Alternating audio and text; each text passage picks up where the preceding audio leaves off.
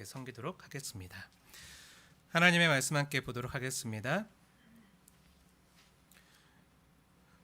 요한계시록 16장 일곱 대접 심판에 대한 말씀인데요. 신약성경 요한계시록 16장 1절부터 21절까지 다 읽기에는 길기 때문에 5절부터 7절까지 말씀만 요한계시록 16장 5절부터 7절까지 세 절 말씀 한 절 한 절 교독하고 7절 말씀 합독해서 봉독하겠습니다. 함께 읽겠습니다. 제가 먼저 교독하겠습니다. 내가 들으니 물을 차지한 천사가 이르되 전에도 계셨고 지금도 계신 거룩하신 이여 이렇게 심판하시니 의로우시도다. 그들이 성도들과 선지자들의 피를 흘렸으므로 그들에게 피를 마시게 하신 것이 합당하니이다 하더라. 함께 읽겠습니다. 또 내가 들으니 제단이 말하기를 그러하다. 주 하나님 곧 전능하신 이시여 심판하시는 것이 참되시고 의로우시도다 하더라. 아멘.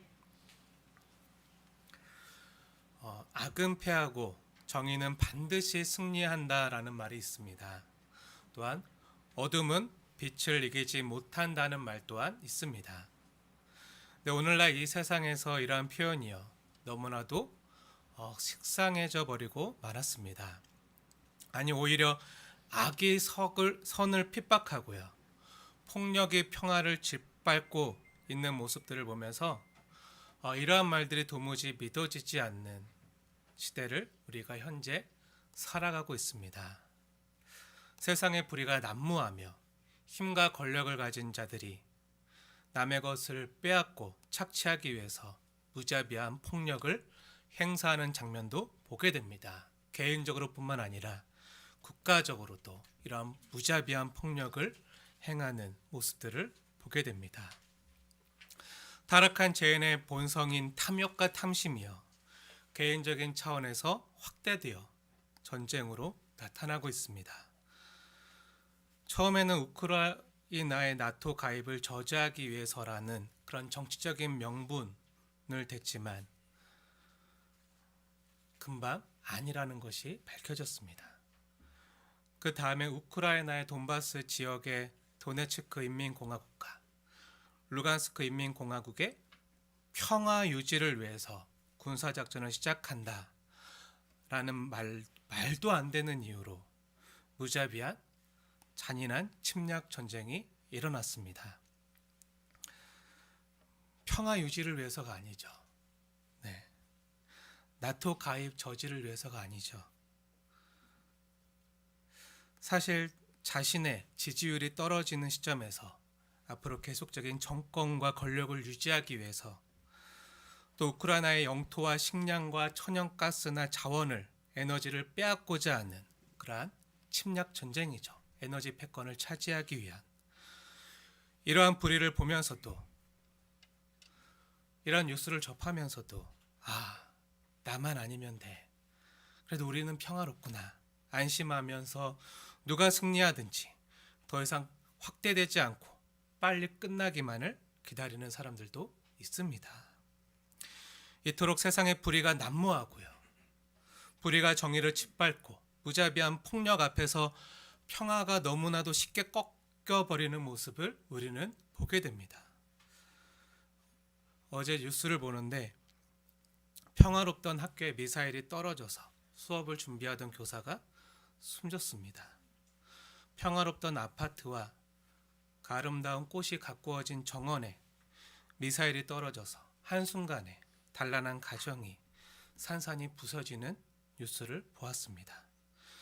장갑차가 길을 가던 자동차를 그냥 이유도 없이 깔아뭉개고 유유히 떠나는 장면을 보았습니다. 이러한 뉴스를 접하면서 도대체 하나님의 공의와 정의는 어디에 있는가 하는 질문이 들었습니다. 오늘 우리가 함께 읽은 본문은요. 요한계시록 16장은 이러한 질문에 분명한 대답을 해주는 하나님의 말씀입니다. 성경의 진리는 명백합니다. 만왕의 왕이요 만군의 주 되신 하나님께서 세상을 통치하시고 심판하시고 다스리십니다. 우리가 함께 읽은 본문 말씀처럼 참되시고 의로우신 하나님께서는 반드시 불의와 악의 세력에게 심판을 내리시고 지금 울부짖는 자들의 소리를 들으시고요. 그들의 피 흘림을 기억하시고 억울하게 죽어가거나 상처 입은 자들을 신원하십니다. 지금 당장은요, 러시아나 푸틴 같은 세상의 권력과 군사력을 가지고 있는 나라나 세상을 좌지우지하는 것 같지만요, 그런 나라들이 세상을 지배하는 것 같지만 결국 마지막 날에 하나님이 심판하시고 의롭게 피를 흘린 사람들의 핏값을요 그들에게서 찾으실 것입니다.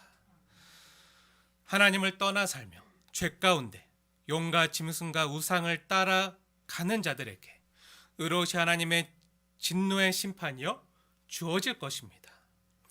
반면에 말씀을 지키고 불의한 세상 속에서도 어린 양 대신 예수님을 따라가는 하나님의 백성들에게는요, 하나님의 나라와 영생을 기업으로 주십니다. 이것이 우리가 지금 요한계시록을 통해서 매 주일마다 깨닫게 되고 확인하게 되는 하나님의 심판에 대한 메시지입니다. 오늘 본문 말씀처럼 곧 전능하신 이여 심판하시는 것이 참되시고 의로우시도다. 이 말씀은 진리입니다.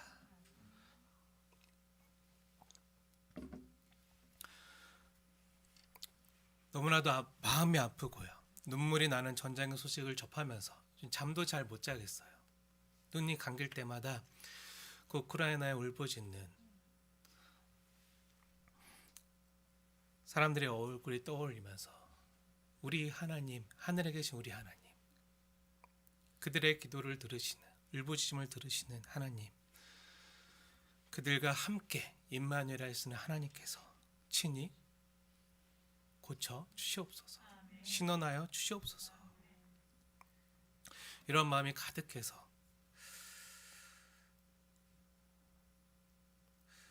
아프고 눈물 나는 전쟁의 소식을 접하면서 무거운 말씀으로 시작했지만, 이러한 우리의 마음을 아시는 주님께서요, 약하고 억울한 자의 울부짖는 소리와 기도를 들으시는 하나님께서 반드시 이 땅에 악을 제거하시고 고치실 것을 믿습니다.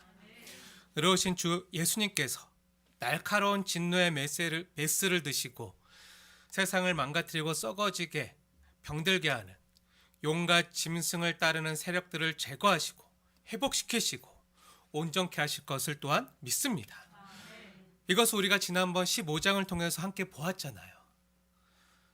어린 양의 노래를 부르면서 주 하나님 곧 전능하신 이시여 하시는 일이 크고 놀라우신 만국의 왕이시여 의롭고 참되신 주님께서 행하실 일을 찬양하나이다 하면서 이렇게 하나님의 일하심을 기대하면서 노래하면서 주님께서 정말 날카로운 메스로 이 세상을 수술하시기를, 그래서 그 의술을 행하시는 하나님의 능력과 영광이 나타나는 그 일들을 우리가 지난번 15장 말씀을 통해서 함께 상고했잖아요. 우리가 지난주에 어떻게 하나님께서 이 땅에 하나님의 진노의 대접을 쏟으시는 것을 보고, 아니 하나님의 진노의 대접을 이 땅에 쏟으시는데 성경은 이러한 재앙이 하나님의 영광과 능력으로 말미암아 일어난다고 그렇게 선언하고 있는가 하는 그런 쉽지 않은 문제에 대해서 함께 말씀을 의지해서 깊이 상고했잖아요. 최대한 쉽게 이해시키려고 의사의 영광과 능력이 그 의사가 몸을 병들게 하는 악한 병균이나 바이러스나 혹은 악성 종양, 암세포를 제거하고 치료하는 그 실력으로 의사의 영광과 능력이 나타난다고 했어요. 그런 암세포를 수술하고 제거하는 방법으로 쓰이는 것이요, 뭐죠? 의사가 사용하는 날카로운 메스인 것처럼 우리를 사망으로 이끌어가는 제 암세포를 제거하기 위한 하나님의 메스가요, 바로 하나님의 진노와 재앙임을 우리가 보았습니다.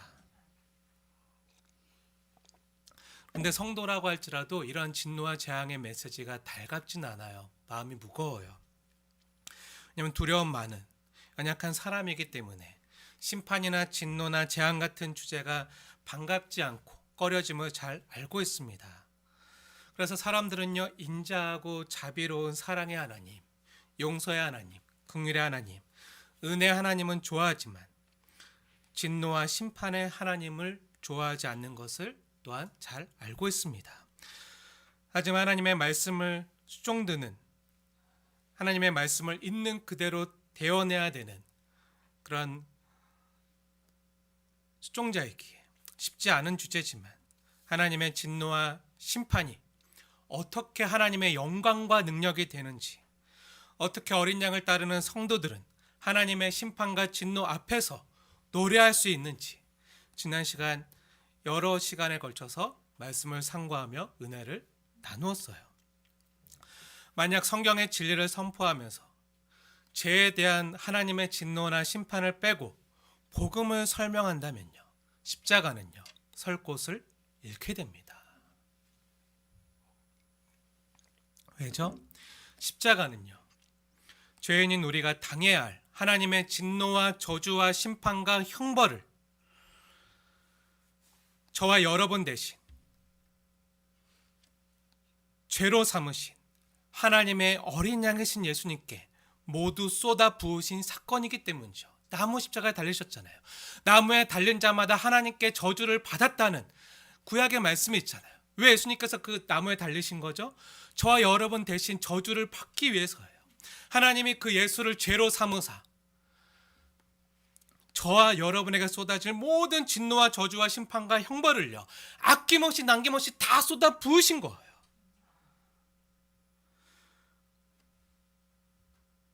예수님이 우리 대신 담당해야만 했던 이 십자가의 복음에서 이 하나님의 진노를 빼버리고 심판을 빼버리고 그렇게 십자가를 전한다면, 그렇게 심판이 없는 복음을 전한다면요, 하나님의 사랑을요 함께 빼버리는 거죠. 이건 복음이 아니죠. 가짜 복음이죠. 그래서 성경은요, 예수님의 십자가에 나타난 하나님의 사랑과 은혜도 복음이지만, 우리가 지난번 계시록 14장 6절과 7절에 함께 확인한 것처럼 영원한 복음이 있는데, 영원한 복음이 바로 뭐였죠? 하나님을 두려워하고 경외하는 것이 영원한 복음이라고 했어요. 성경의 말씀은 진리입니다. 십자가의 사랑의 복음도 진리지만 하나님을 두려워하고 경외하라는 이 영원한 복음도 진리입니다. 성경은요, 두 가지 모두 복음이라고 우리에게 균형 있게 가르쳐 주고 있어요. 사랑의 하나님만이 성경의 하나님이 아니라 진노의 하나님, 심판의 하나님을 성경은 우리에게 함께 가르쳐 주고 있는 것이죠. 사랑의 하나님이신데 공의가 없으시고 진노가 없으신 상냥하고 물렁한 하나님은요, 우리가 예수님의 십자가 없이, 심판 없이 그냥 성생 되신 예수님의 좋은 가르침만으로 천국에 들어갈 수 있는 것처럼 복음을 왜곡시키고 변질시킵니다. 자유주의 신학자들이 이런 일을 많이 했어요. 그래서 그 하나님은 사랑의 하나님, 용서의 하나님이고 진노와 심판의 하나님은 아니고, 우리 사람에게도, 우리 사람은 그래도 그 죄인, 전적으로 부패하고 전적으로 타락한 죄인이 아니라 그래도 괜찮은 죄인인 것처럼, 그래서 좋은 예수님의 말씀의 가르침만으로 이 땅에서 의를 행하고 사랑을 행하고 하나님 나라에 갈 수 있는 것처럼 십자가와 진노와 심판과 이런 것들을요 다 빼버렸어요. 그건 가짜 복음입니다. 그 누구도요 좋은 가르침만으로 선을 행할 수가 없습니다. 하나님의 의를 만족시킬 수가 없는 거예요. 알아도 행할 능력이 없는 것이죠. 예수님의 말씀을 너무 잘 알아도, 가르침을 너무 잘 알아도 그것을 행할 수 있는 능력이 우리에게 없는 거예요. 우리에게 선이 없어요. 선한 것이 없어요. 우리가 선을 원하지만 어떡하죠? 도리어 원치 않는 악만 행하잖아요. 그 누구도 스스로의 노력이나 공로나 선행으로 하나님의 의를 만족시킬 수 없습니다. 그래서 어린 양 대신 예수님이 필요한 거예요. 그래서 십자가가 필요한 거예요. 죄인된 우리와 거룩하신 하나님 사이를 화목하게 하시고 다리를 놓아두시는 희생제물 대신 예수님의 십자가가 필요한 거죠. 사랑하는 여러분, 우리는 복음을 믿을 때 내가 믿고 싶은 것만, 내가 듣고 싶은 것만 믿어서는 안 됩니다. 그건요, 내가 복음이 되는 거예요. 가짜 복음이죠. 진짜 복음이 아니에요. 우리는 복음을요, 성경에서 말하는 대로, 있는 그대로 균형 있게 이해하고 믿어야 됩니다. 사랑의 하나님을 분명히 믿어야 하지만 또한 심판의 하나님을요, 진노의 하나님을요, 동시에 바르게 믿어야 합니다. 만약에 심판이 없다면 정의도 없기 때문입니다. 심판이 없다면요, 이 땅의 모든 불의가요 합리화돼요. 모든 불의가요 힘을 얻게 됩니다. 하나님의 공의로운 심판을 사람들이 두려워하지 않는다면요, 이 세상은 그야말로 폭력과 불의가 판을 치는 지옥으로 변할 것입니다. 사람의 죄로 인해서 전적으로 타락하고 부패했지만, 그래서 많이 어그러지고 깨어졌지만, 그럼에도 세상의 질서가 유지되는 것은 왜입니까? 죄로 인해 하나님의 형상을 대부분 잃어버리고 변질되었지만, 그럼에도 하나님께서 마음에 양심을 남겨두셔서 하나님을 믿지 않는 사람들마저 자신만의 공의라고 할지라도 그래도 이 땅에 정의가 실현되어지길 원하기 때문입니다. 우리가 가끔 뉴스에서 입에 담을 수 없는 정말 끔찍한 성폭행을 저지르거나 무자비한 살인을 저지른 그런 살인자에게 정당한 형이 집행되어지고 죄값이 치러지길 원하는 이유가 무엇입니까? 세상 사람들도 이런 거 원하잖아요. 그 이유가 뭐죠? 그것이 사회 정의라고 믿기 때문이죠. 그렇다면 폭력과 불의로 약한 자를 착취하고 피를 흘리게 하고 삶의 희망을 빼앗는 악의 세력에게요, 마지막 날에 하나님의 의로운 진노의 심판이 반드시 있어야 한다는 것은요, 더더욱이나 당연한 일이 될 것입니다. 서론이 길었지만요, 오늘 우리가 함께 상고할 계시록 16장은요, 이러한 제약의 세력인 사탄의 세력에게 하나님의 공의로운 심판이 집행되어지는 장면입니다. 하나하나 자세히 살펴보면 좋은데 일일이 다 살펴보기에는 시간이 부족해서 오늘은 7 대접 심판의 전체적인 맥락만 살펴보고요, 나머지는 기회가 될 때 함께 상고하거나 또 개인적으로 물어보시면 자세히 알려드리도록 하겠습니다. 몇몇 성도님들께서 마지막 심판 때 있을 아마겟돈 전쟁에 대해서 좀 알고 싶다고 하셔서, 아마겟돈 전쟁에 대해서는 7 대접 심판 가운데 나타나는 6번째 대접 재앙, 그 아마겟돈 전쟁에 대해서는 다음 주에 자세하게 깊이 상고해 보려고 합니다. 그리고 더 시간이 주어진다면 그 다음 주에는 이 계시록 16장에 나타나는 7 대접 재앙의 가장 핵심되는 메시지가 무엇인지에 대해서 마지막 총정리하고 이제 17장으로 넘어가려고 이렇게 기도하며 준비하고 있습니다. 기대하시고요. 왜냐하면 한국 교회 내에 퍼져 있는 아마겟돈 전쟁에 대한 내용이요, 성경과 너무 다른 내용이 많아요. 너무 왜곡되어져 있는 점이 많아서 성경적인 바른 이해를 위해서 잠시 다루고 넘어갈 필요가 있어서 다음 주에 함께 상고하고요, 또 이 모든 대접 재앙을 통해 하나님이 궁극적으로 우리에게 원하시는 바가 무엇이고 핵심 메시지가 무엇인지에 대해서 더 깊게 상고하겠습니다. 오늘은 우선 7 대접 심판의 전체적인 맥락만 함께 살펴볼게요.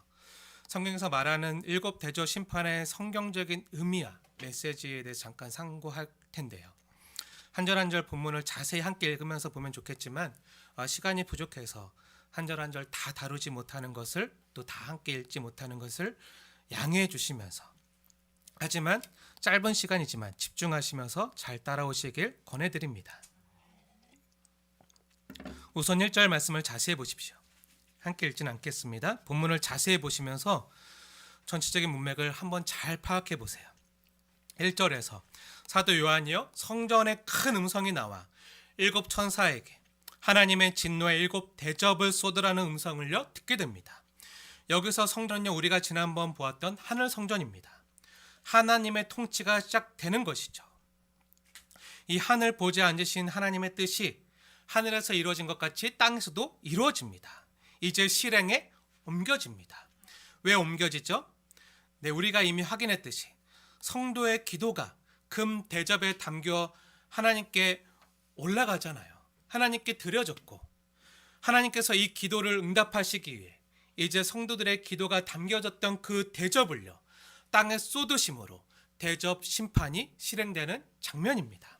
2절에 보면요 첫째 천사가 대접을 땅에 쏟으니 짐승의 표를 받은 자들과 우상에게 절하는 자들에게 악하고 독한 종기가 생겼습니다. 우리가 지난번 7인가 7 나팔 심판 때도 보았지만 악종은 전염병이라고 할 수도 있습니다. 어떤 분들은 코로나가 바로 이 악종이다. 그리고 mRNA 백신이나 백신 패스가 바코드나 베리칩을 계승한 짐승의 표라고 하는 분들이 많이 계신데요. 안심하시고 미혹되지 마십시오. 네, 왜입니까? 이미 지난번 계시록 13장을 통해서 짐승의 수와 그 짐승의 표인 666에 대해서 함께 살펴봤잖아요. 네. 그때 말씀 영상을요 참고해 주시길 권해드리면서 오늘 다시 하진 않겠습니다. 그리고 왜 지금 우리가 겪고 있는 코로나가 이 악종이 아닙니까? 네, 코로나는요 지금 우리가 경험하고 있는 전염병은요 하나님을 믿는 사람이나 믿지 않는 사람이나 모두 걸리잖아요. 그렇죠? 성도가 아닌 사람이 다 함께 걸려요. 백신 맞은 사람이라도요 돌파 감염이 되고요. 백신 안 맞은 사람도 걸려요. 근데 성경대로라면 이 대접 재앙 가운데 나타나는 악한 종기, 이 전염병이 누구에게만 나타나죠? 누구에게 악하고 독한 종기가 나죠? 그 심판의 대상이 누구죠? 성도가 아니죠. 짐승의 표를 받은 사람들과 우상에게 그 사탄에게 경배하는 자들에게만 나는 거예요. 성도에게는 안 나요. 마치 출애굽 당시에 이집트에 쏟아졌던 10가지 재앙 중에도 악종이 있었잖아요. 근데 그 재앙이 고센 땅에 있는 하나님의 백성에게는 미치지 않았어요. 그런 것처럼 짐승과 우상을 거절하며 하나님만을 경배하는 성도들에게는요 악종이 나지 않아요. 여러 차례 말씀드렸지만 7 대접 심판의 대상은요 성도들이 아니라 사탄과 그를 따르는 세력이 그 대상이라고 했잖아요. 그러니 두려워하지 마시고 안심하십시오. 첫째 대접 재앙의 의미는 무엇입니까? 대접을 땅에 쏟잖아요. 그리고 그 재앙이 이 땅에서 짐승의 표를 받고 우상에게 경배하는 자들에게 쏟아지잖아요. 그럼 왜 사람들이 짐승의 표를 받고 우상에게 경배할까요? 이 땅에서 왜 그렇게 사는 것일까요? 그것은요 이 땅에서 안락하고 평안하고 행복하게 살기 위해서거든요.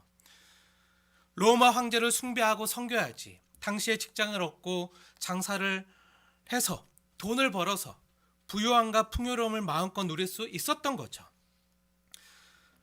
그런데 하나님을 주인으로 섬기기보다 로마 황제를 주인으로 섬기고 만몬을 주인으로 섬기는 불의하고 불의한 체제지만요. 자신의 행복과 편안한 삶을 위해서 짐승의 표를 받고 우상에게 경배하는 거죠. 그런데 대접 재앙이 쏟아지니까 어떻게 되죠? 완전히 뒤바뀌는 거예요. 역전되는 거예요. 짐승의 표를 받고 우상에게 절하던 사람들의 삶과 그동안 궁핍과 가난 중에도 이 땅에서 어린 양을 따르고 하나님만을 경배하고 예배하던 성도들의 처지가요 완전히 역전되는 거예요. 두 번째 대접 재앙은 무엇이죠? 3절 말씀 보세요. 첫 번째 대접 재앙은요 첫 번째 대접 재앙이 땅에 쏟아졌다면 두 번째 대접 재앙은 어디에 쏟아지죠? 바다에 쏟아져요. 그러자 어떻게 되죠? 바다가 죽은 자의 피같이 되고 바닷 가운데 모든 생물이 죽어요. 우리가 계시록 13장에서 바다에서 짐승이 나오는 것을 보았잖아요.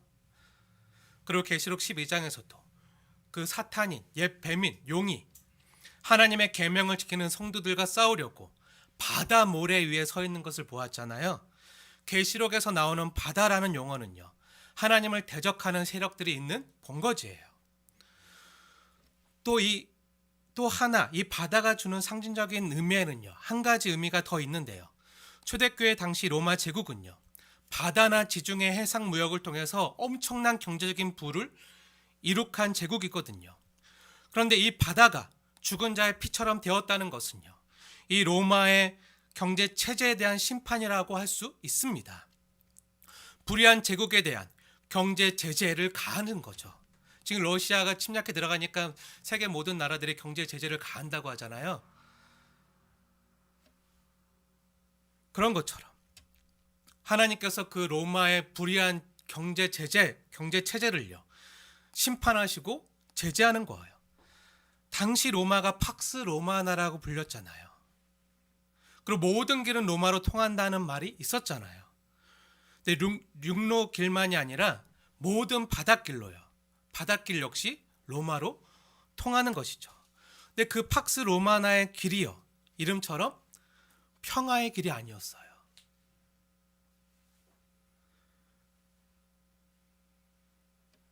그 로마로 통하는 바닷길을 통해서 침략이 이루어지고요, 침략한 나라의 자원과 곡식과 노예들을 다시금 배로 그 로마로 다시 실어오는 그런 약탈과 착취의 수단이었어요.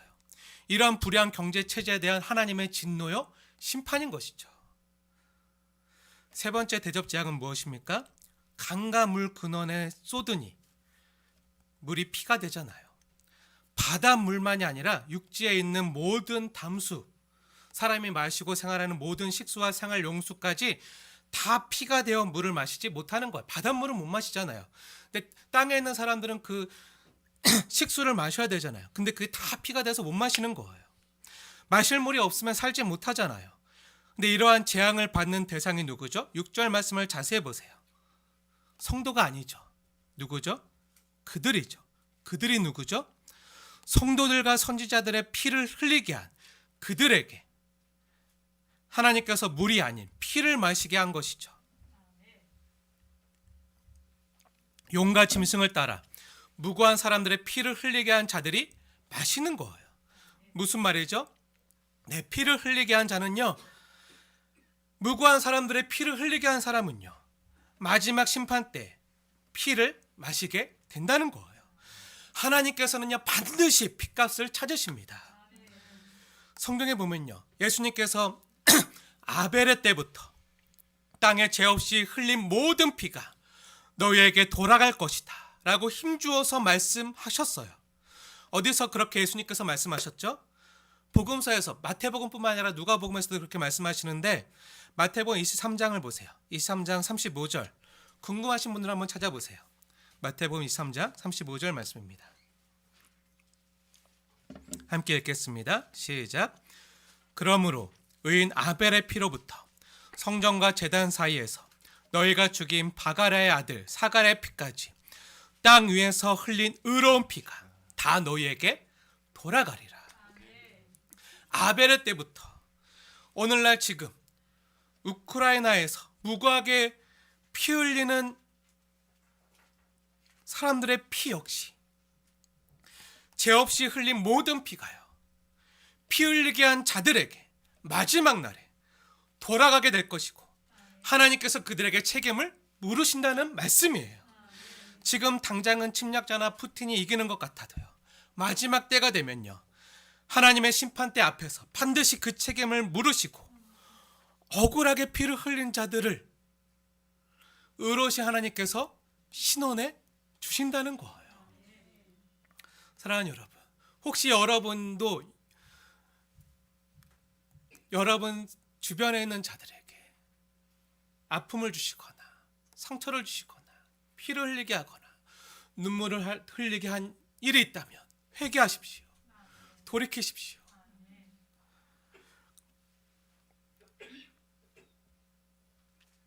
하나님께서 그 핏값을요 반드시 찾으세요. 돌이키고 회개하시고요. 또한 이 땅에서 무고하게 피를 흘리는 그 사람들의 그 억울함과 상처와 아픔을 하나님께서 싸매 주시고 신원해 줄 것을 기대하시면서 기도하십시오. 약한 자들의 편에 서십시오. 이것이 세 번째 대접 재앙의 의미입니다. 그렇다면 네 번째 대접 재앙은 무엇입니까? 8절을 보세요. 대접을 해에 쏟음에 해가 건세를 받아서 불로 사람들을 태웁니다. 이것을 어떻게 해석하면 좋을까요? 이것을 기후 재앙 때문에 생기는 온난화로 해가 뜨거워지고요, 지구의 온도가 올라가서 사람들이 열사병에 걸리고 얼마 전에 생겼던 호주의 산불처럼 대륙 전체가 불타는 것으로 이해할 수도 있어요. 인간의 탐심과 탐욕으로 돈을 벌기 위해서 자연을 파괴하고 개발하면서 일으킨 오염물질로 인해서 기후 재앙으로 인해서 하나님이 만드신 창조 질서가 깨져서 여러 가지 자연 재난이 일어나는 거예요. 사랑하는 여러분, 하나님이 만드신 자연을요 가꾸고 보존하는 것 역시 우리 믿는 성도들에게 주신 사명인 줄 믿으시기 바랍니다. 사람의 욕심과 탐심으로 인해서 자연을 파괴하다 보니까 피조 세계가 신음하면서 거꾸로 사람에게 해를 가하는 것이요 자연재해나 이번 코로나 같은 전염병이잖아요. 하나님의 창조 세계의 질서와 조화가 깨지는 거죠. 하지만 이러한 네 번째 대접 재앙을 이해할 때도요 한 가지 우리가 유념하고 기억해야 될 것은요 단순히 이런 자연 재난만이 아니라 우리가 반드시 기억해야 될 것은요 이 재앙 역시 성도가 아니라 사탄과 그를 따르는 세력에게 쏟아지는 재앙임을 기억하셔야 됩니다. 왜죠? 기억하실지 모르겠지만 우리가 이미 계시록 7장에서 함께 봤잖아요. 확인했잖아요. 어린 양을 따르는 14만 4천과 능히 셀 수 없는 큰 무리 교회와 성도들은요 어린 양을 노래하는 그 장면에서 성경이 뭐라고 선포하죠? 성도들은요 해나 아무 뜨거운 기운에 상하지도 아니하리니. 말씀 기억하십니까? 그 약속의 말씀을 주님께서 주셨잖아요. 궁금하신 분들은 계시록 7장 16절 말씀을 다시 한번 보세요. 계시록 7장 16절 말씀을 보십시오. 제가 읽겠습니다. 그들이 다시는 줄이지도 아니하며 목마르지도 아니하고, 목마르지 아니한다 그랬으니까 그 세 번째 대접 재앙의 그 물이 피가 돼서 마시지 못하는 것이 성도에게 미치는 것이 아님을 알잖아요. 그리고 또 네 번째 대접 재앙인 해나 아무 뜨거운 기운에 성도들은요 상하지도 아니하리니. 성도는요 해나 아무 뜨거운 기운에 상하지도 아니합니다. 네 번째 대접 재앙 역시 용과 짐승을 따라가며 하나님을 대적하며 끝내 회개하지 아니하는 자들에게 내리는 하나님의 심판이고 재앙입니다. 첫 번째부터 네 번째 대접 재앙까지가 자연 피조 세계에 대한 심판이라면요, 온 우주적인 심판이라면, 이제 다섯 번째부터 일곱 번째 대접 재앙은요 짐승과 용과 그리고 바벨론에 대한 직접적인 심판으로 나타납니다. 10절 말씀 보세요. 다섯 번째 대접 재앙은요 짐승의 왕자에 쏟아집니다.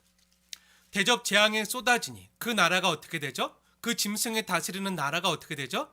네, 곧 어두워져요. 이 어두워진다는 말은요 그 세력이 급격하게 무너지는 것을 의미합니다. 그 나라의 미래가 어두워졌다라는 말은요 그 나라가 이제 어려워진다는 말이잖아요. 우리가 알다시피 당시 영원할 것 같았던 로마 제국도요 무너졌습니다. 어두워진다는 말은요 그 나라가 무너질 때 그 나라를 따르던 사람들도요 같이 고난을 받는다는 거예요.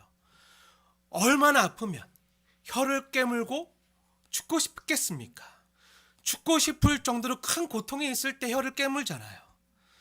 짐승을 따르고 숭배하던, 편안하게 행복과 이 땅에서의 만족을 추구하면서 성도들과 교회를 조롱하고 비방하던, 그리고 성도들과 약한 자들을 무고하게 착취하고 피 흘리게 했던 사람들이요 이제 어떻게 되죠? 거꾸로 죽고 싶을 만큼의 고통을 당한다는 거예요. 12절부터 나오는 여섯 번째 대접 재앙인 아마겟돈 전쟁과 17절부터 나오는 일곱 번째 대접 재앙인 공중에 쏟아지는 재앙인 번개와 우레와 지진과 우박 재앙은요 다룰 내용이 많아서 다음 주에 조금 더 자세히 상고하겠습니다. 사랑하는 여러분, 우리가 지금 하나님의 진노의 심판이 쏟아지고 있는 7 대접 심판을 함께 보고 있는데요. 이러한 진노가 쏟아지는 장면에서 대접을 쏟고 있는 천사와 또 제단에서 울려 퍼지는 음성의 내용이 무엇입니까? 우리가 아까 함께 봉독한 말씀 5절부터 7절의 말씀이잖아요. 달지 않고요. 5절과 7절 2절 말씀만 함께 읽겠습니다. 시작. 내가 들으니 물을 차지한 천사가 이르되 전에도 계셨고 지금도 계신 거룩하신 이여 이렇게 심판하시니 의로우시도다. 그들이 성도들과 선지자들의 피를 흘렸으므로 그들에게 피를 마시게 하신 것이 합당하니이다 하더라. 아멘. 또 내가 들으니 제단이 말하기를 그러하다. 주 하나님 곧 전능하신 이시여 심판하시는 것이 참되시고 의로우시도다. 공통적으로 반복되어지는 찬양의 내용이 뭐죠? 의로우시다는 거예요. 누가요? 곧 거룩하시고 전능하신 하나님께서 의로우시다는 거예요. 참되시고 의로우시다. 하나님께서 심판하시는 것이 참되시고 의롭다는 거예요. 왜 하나님의 진노와 재앙이 의로운 것이죠? 성도를 힘들게 하고요, 아프게 하고요, 피눈물 나게 하는 죄와 사망의 세력인 사탄에게 쏟아 부어지는 참되고 의로운 심판이기 때문에 찬양할 수 있는 것이죠. 그럼 이 심판을 보면서요, 또 우리가 생각해야 될 내용이 무엇입니까? 그럼 우리는 심판받지 않아서 다행인 것인가? 다행이다. 안심할 수 있는가? 우리는 심판받지 않을 정도로 과연 참되고 의로운 자들인가? 이 질문 앞에 자신 있게 아멘할 수 있는 사람은요, 아마 없을 거예요. 저도 자신 못해요. 우리의 연약함과 죄인됨을 너무나도 잘 알기 때문이죠. 사랑하는 여러분, 그런데 이것이 어떻게 복음이 됩니까? 마지막 날에 이런 심판의 대상이 되지 않는다는 것은요, 우리 때문입니까? 아니죠. 우리의 공로는요 하나도 없죠. 우리가 받아야 됐던 건요, 죄인인 우리가 받아야 되는 건요, 재앙과 진노와 저주와 심판이죠. 하나님께서 거짓의 아비, 진노의 아비를 이 땅에서 따르던, 영적으로는 죄와 허물로 죽어있던 우리를요 찾아와 주시지 않으셨더라면, 불러주시지 않았더라면 우리가 어떻게 되었겠습니까? 그리고 우리 주 예수님께서 십자가에서 우리가 받아야 될 모든 죄값을요 자신이 다 뒤집어 쓰고 하나님께서 예수를 죄로 삼으시고 모든 하나님의 진노와 저주와 형벌과 심판을 내 대신 죄가 되어 다 예수님께서 받아주지 않으셨다면 우리가 어떻게 이 심판에서, 공의로운 하나님의 시선에서 우리가 온전한 자로 서 있을 수 있냐는 말이에요. 예수님의 십자가를 기대어 서 있을 수 있게 하신 것이죠. 이러한 예수님의 십자가의 복음이 들려질 때 내가 이러한 심판 가운데 있는 죄인임을 깨닫게 하시고 하나님의 십자가의 사랑이 믿어지게 하시고 우리에게 성령을 보내주셔서 이 하나님의 사랑이 사실이고 이 하나님께 반응하고 살아있는 영혼으로 거듭나게 해주시지 않았더라면요, 우리가 어떻게 하나님께 반응할 수 있고 하나님의 자녀로, 하나님의 백성으로, 또 성도로 살아갈 수 있냐는 것이죠. 이 하나님의 7 대접 재앙에 쏟아질 때 15장에 있는 것처럼 우리가 불이 섞인 유리 바다에 서서 그 짐승과 그의 우상과 그의 이름의 수를 이기고 벗어난 자들이 유리 바닷가에 가서 하나님의 검은고를 가지고 이렇게 쏟아지는 심판을 볼 수 있냐는 것이죠. 반대편에 서 있는 거잖아요. 하나님 편에서. 지금 하나님이 불의한 악의 세력에게 심판을 행하시는, 죄와 사망에게 심판을 행하시는 장면을 볼 수 있는 것이죠. 근데 만약에 하나님께서 우리를 예수 그리스도의 의로우신 보혈로 건져주셔서 이렇게 우리를 하나님 보좌 앞에 세워주지 않았다면요, 우리가 그 땅에서 심판받아야 될 자들이었다는 거예요. 이것이 성령 하나님의 도우심으로 우리의 중심으로 깨달아지면 이것이 은혜구나. 당연한 것이 아니라 은혜구나. 받을 수 없는 내가 받은 하나님의 사랑과 은혜구나. 이것이 깨달아지면요, 하나님의 참되신가, 또 예수님의 십자가에서 나타난 공의로우신 하나님의 의로우심이요,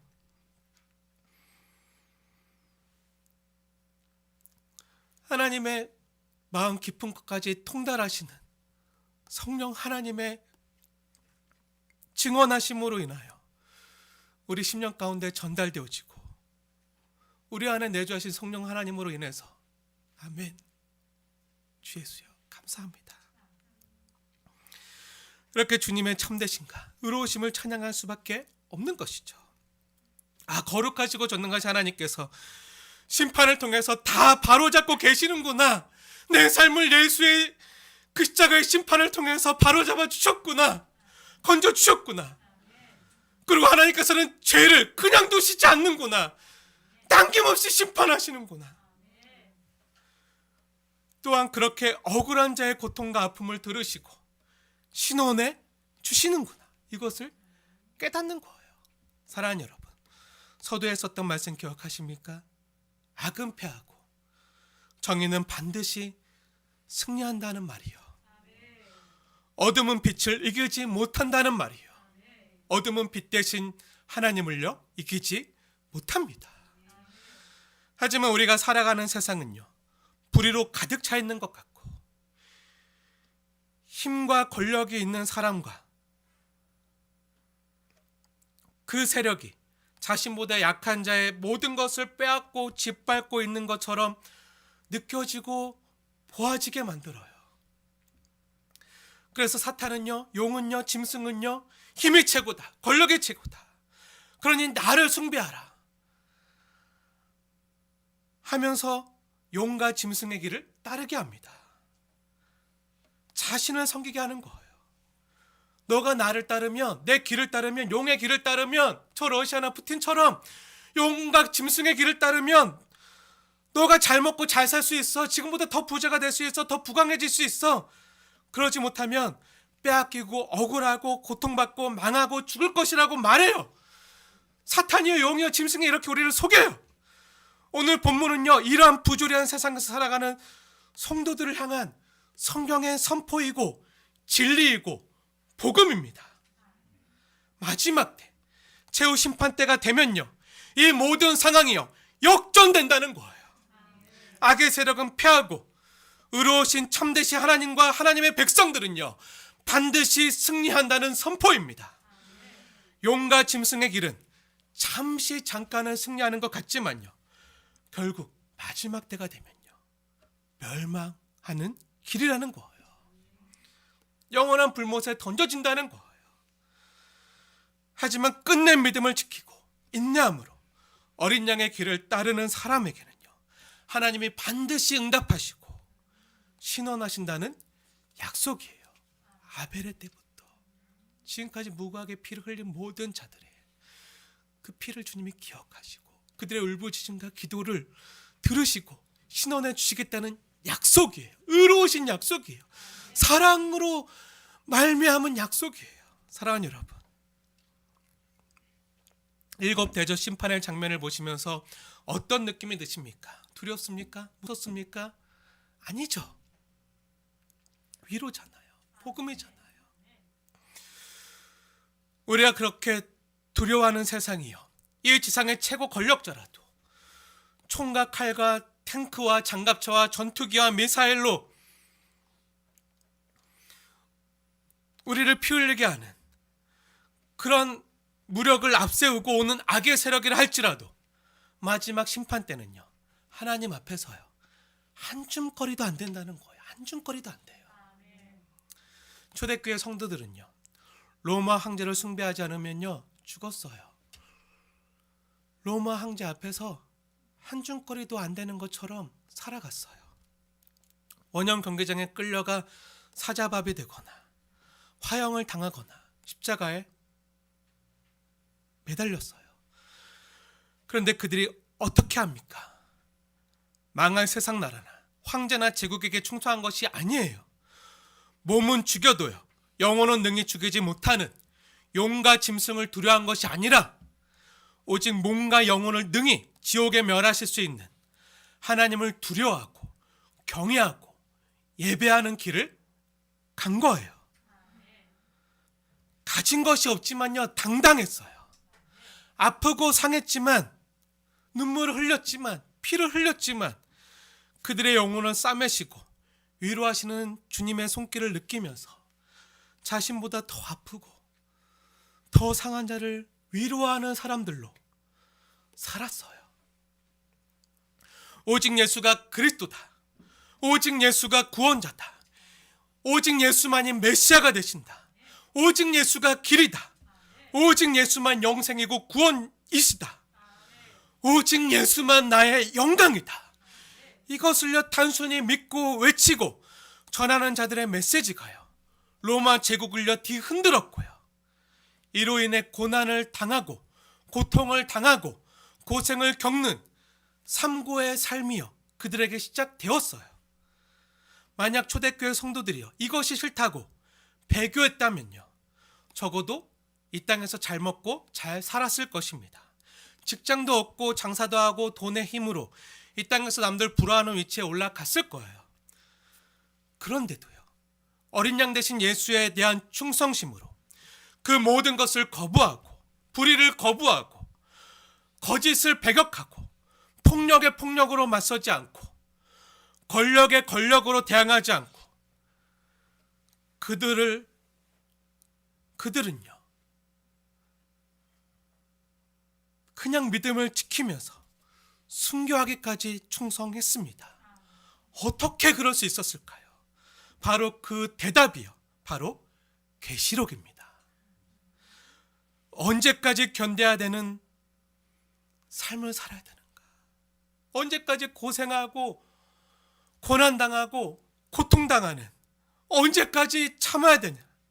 이러한 성도들의 외침에 대한 답이요 오늘 말씀이에요. 우리가 흘린 피와 눈물은요 도대체 무엇인가에 대한 대답이요 오늘 말씀입니다. 하나님이요 신원하십니다.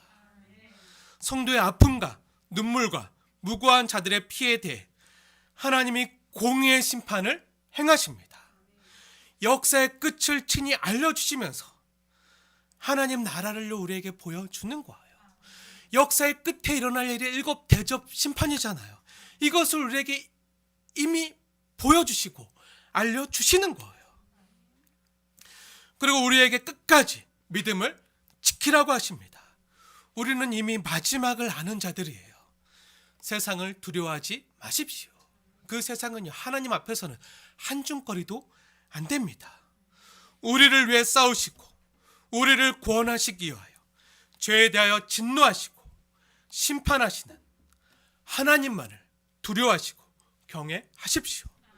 아픈 현실에서도요 노래를 부르며 어린 양의 길을 따라 가십시오. 예수의 이름을 부르며 따라 가십시오. 주님의 영광과 능력을 보게 될 것입니다. 마라나타 곧 보게 될 것입니다.